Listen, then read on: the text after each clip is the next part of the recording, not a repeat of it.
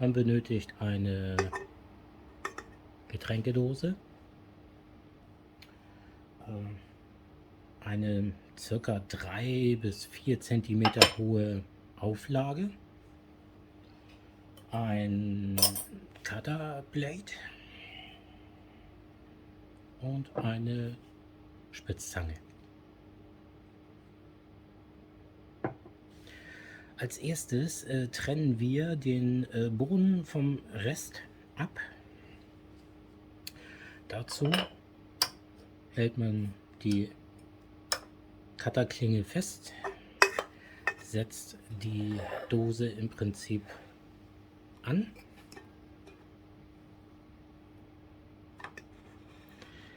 und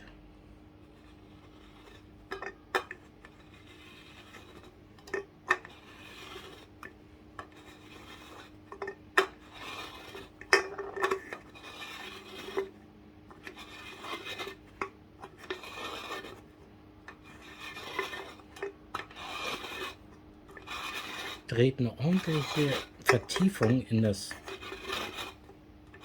Dosenmaterial.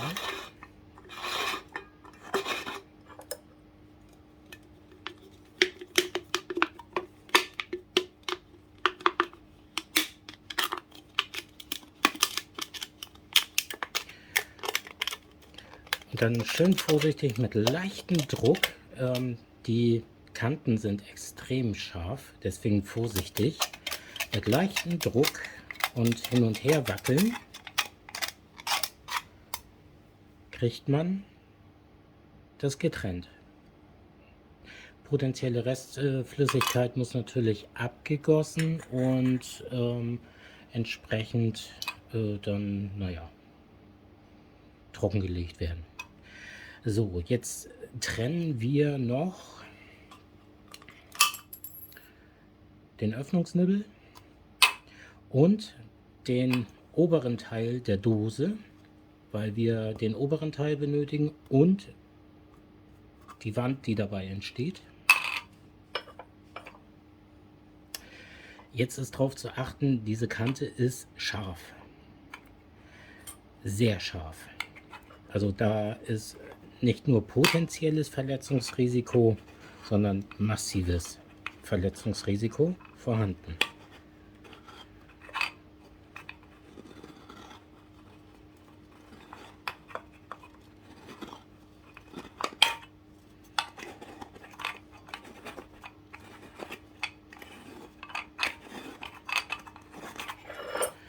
Und dasselbe Prozedere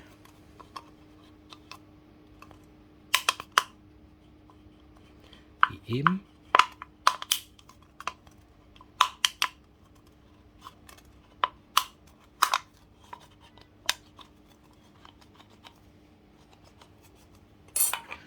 Eventuell noch mal ein bisschen nachsetzen.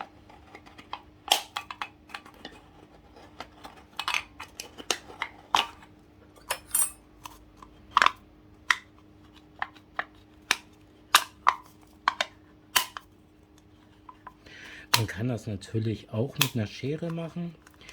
Allerdings ist mit einer Schere das Problem, dass man irgendwo anfangen muss. Hinzu kommt, die Schere stumpft ab.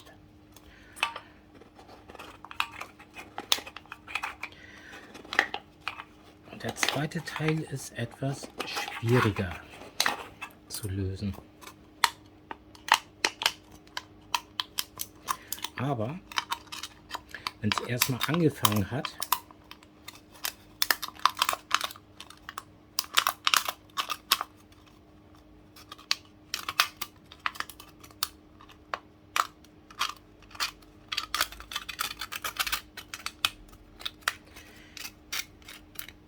nicht unmöglich.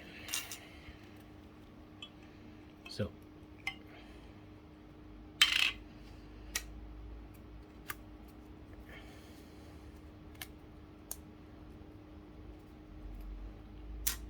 So dass man diese drei Teile dann dabei rausbekommt. Deckel, Unterteil, Seitenwand.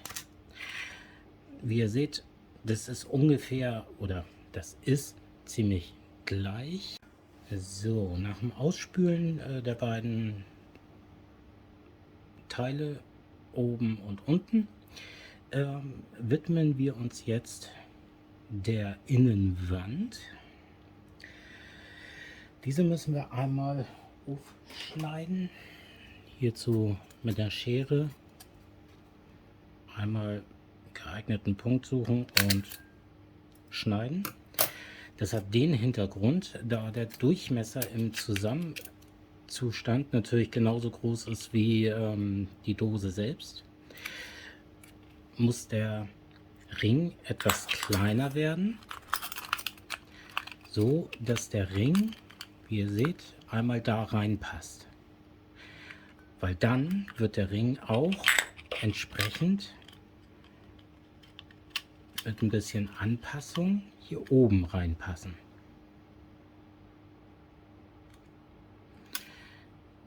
Einen gewissen Überstand kann man natürlich jetzt noch wegschneiden. Ja, aber das wird sich von selbst anpassen, sobald das Ding zusammengebaut ist. Was wir jetzt noch benötigen, ist auf der Unterseite ein paar Dreiecke.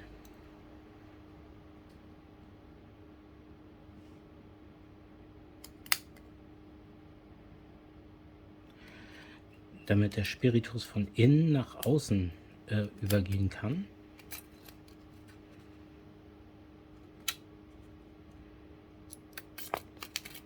Damit eine Verdampfung der Gase im äußeren Ring, den wir damit erschaffen, funktioniert, beziehungsweise besser funktioniert.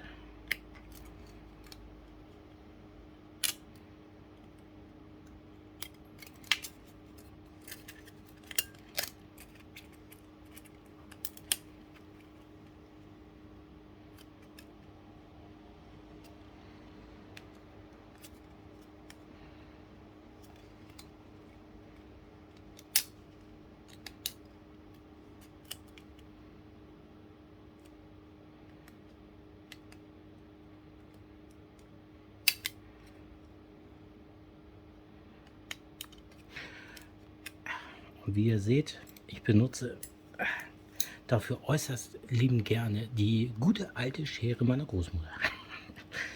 Die hat schon, ja, sonst was durchgemacht. Naja, so.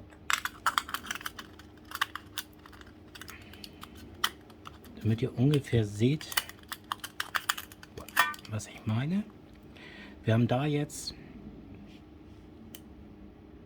ich hoffe, ihr könnt das sehen, ein Dreieck, was nach außen eine Kammer, also erzeugt. So. Jetzt nehmen wir den Deckel. Der Deckel passt natürlich auch nicht darauf. In vielen Versionen wird der Boden leicht eingedellt, sodass der Deckel drüber kann. Da ist aber das Problem beim Befüllen und beim Laufen, dass natürlich der Boden, sag ich mal, keine Dichtigkeit mehr aufweist. Das heißt, wenn man ihn überfüllt, dann läuft euch das Zeug raus. Sinnvoll ist es, den oberen Teil eigentlich einzudellen, damit der in den unteren Teil geht. Somit hat man eine komplette untere Wanne, wo nur was auslaufen kann, wenn das Ganze umkippt.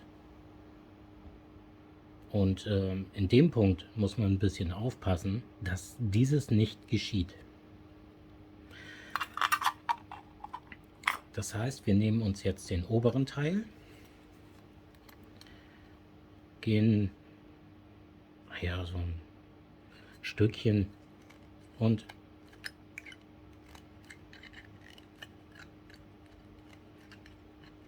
knicken den.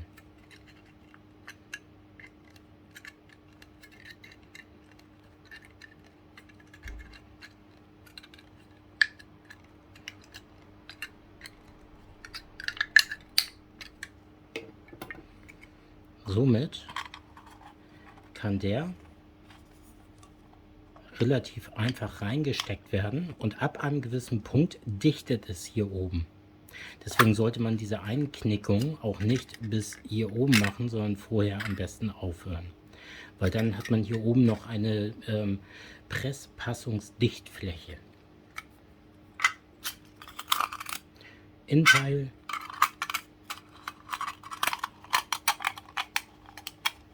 Deckel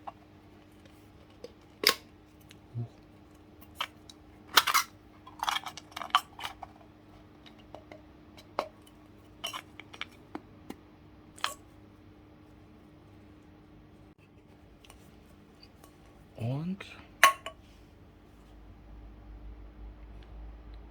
Bingo.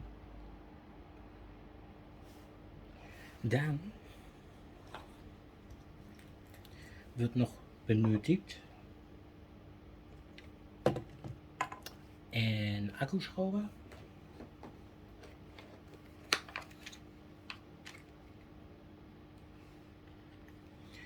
und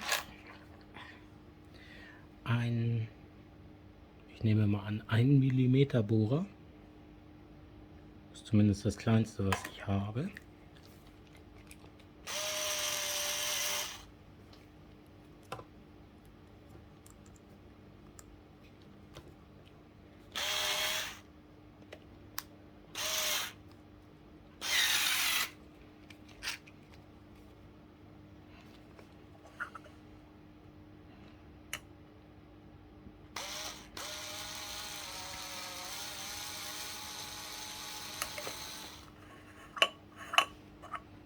Dann muss man ein bisschen darauf achten, dass das einigermaßen gegenüberliegend ist.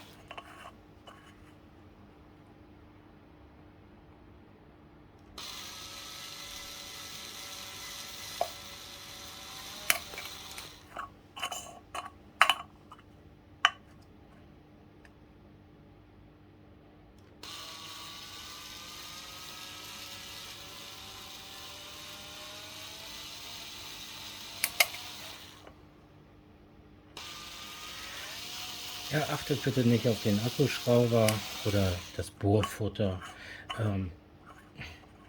Es hat alles schon so seine gewissen Zeiten hinter sich.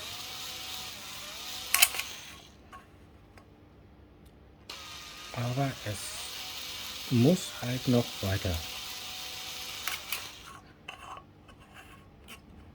leben.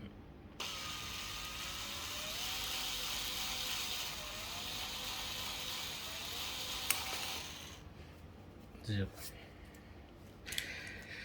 Ich habe jetzt 8 Löcher gebohrt, die ungefähr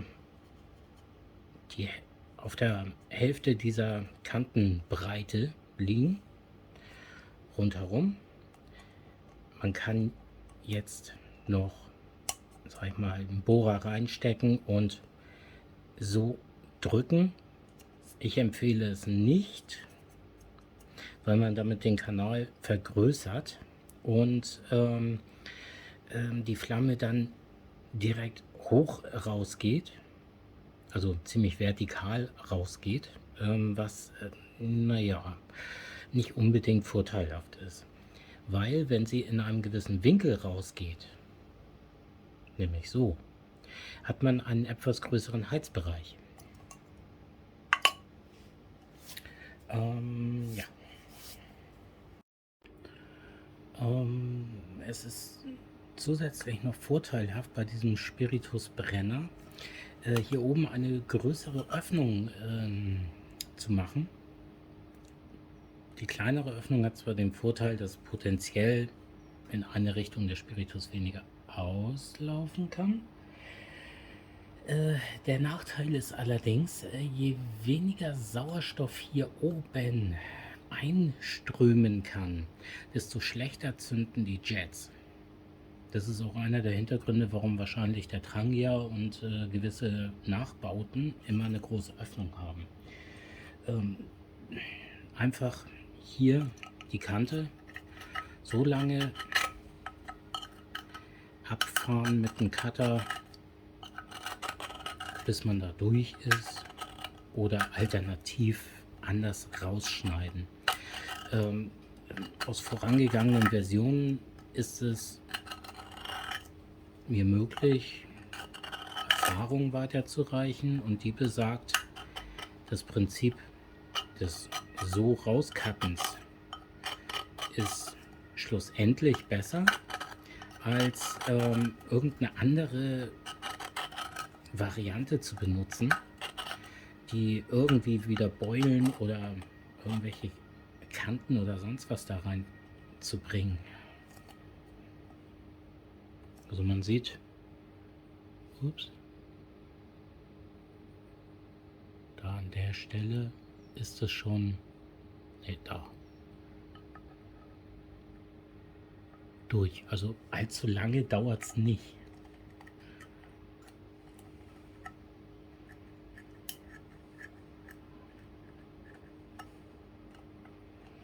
Weil hinterher kann man dann das Ganze ein bisschen besser abrunden.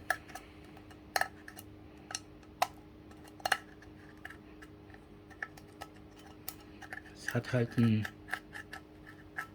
gewisses Prinzip wie beim Dosenöffnen.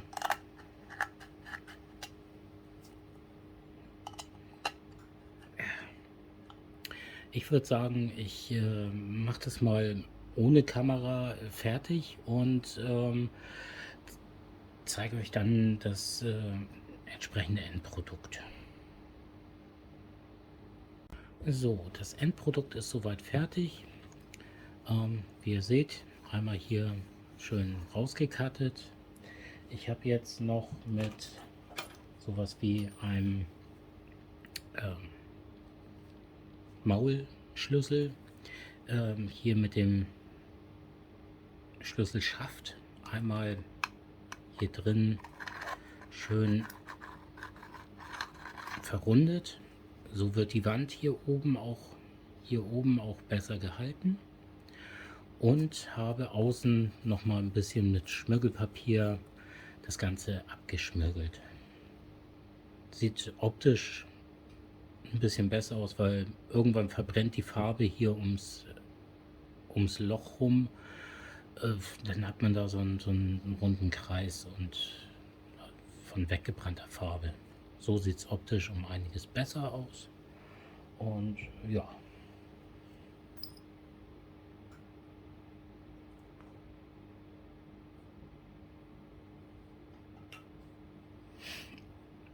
Ja. Dann kommen wir zu dem Punkt, der Holzvergaser aus einem anderen Video. Da passt der schön exakt da rein und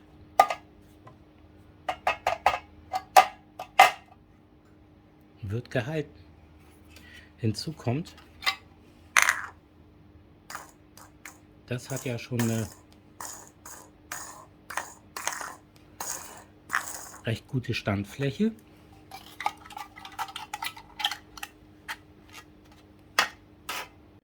So, Brenntest. Wir haben hier handelsüblicher Spiritus.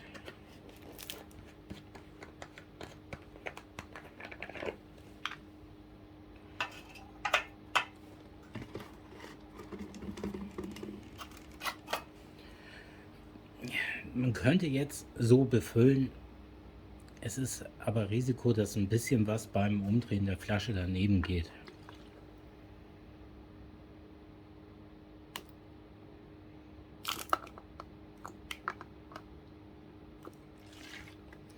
Der Boden ist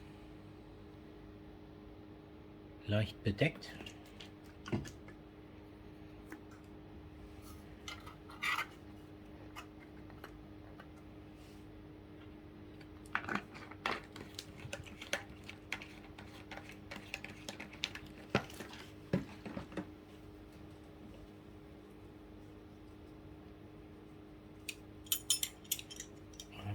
Feuerstahl und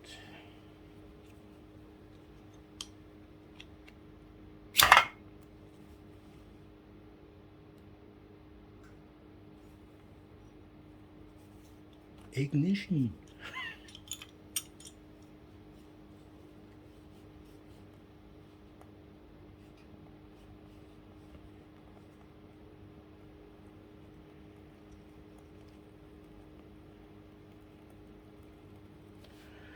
Nach einer relativ kurzen Einlaufzeit sollten auch die Jets außenrum zünden.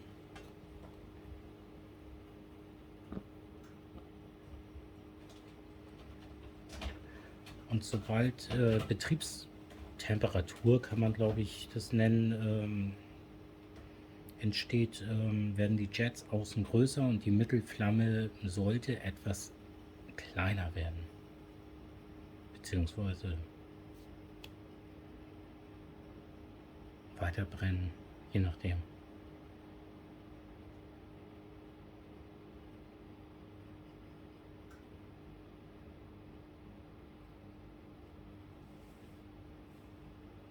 Ich habe jetzt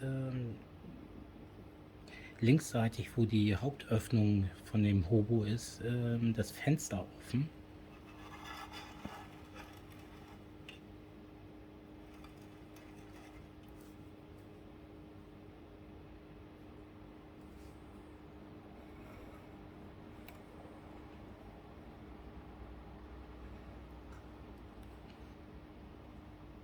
Ich hoffe, ihr könnt es immer noch gut sehen. Ja, die Gummierung der Dose brennt jetzt ein bisschen ab. Das ist halb so wild. Aber wie ihr seht, ja, es ist nicht möglich, die Hand so weit drüber zu halten, dass sie in den Kamerabereich kommt. Ein potenzielles Löschen, ja, ist ein bisschen schwierig.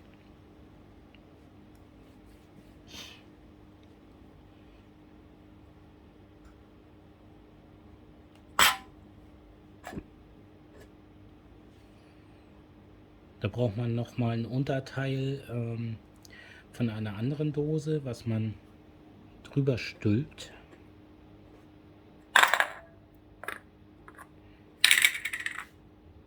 Dann kann man es auch ersticken.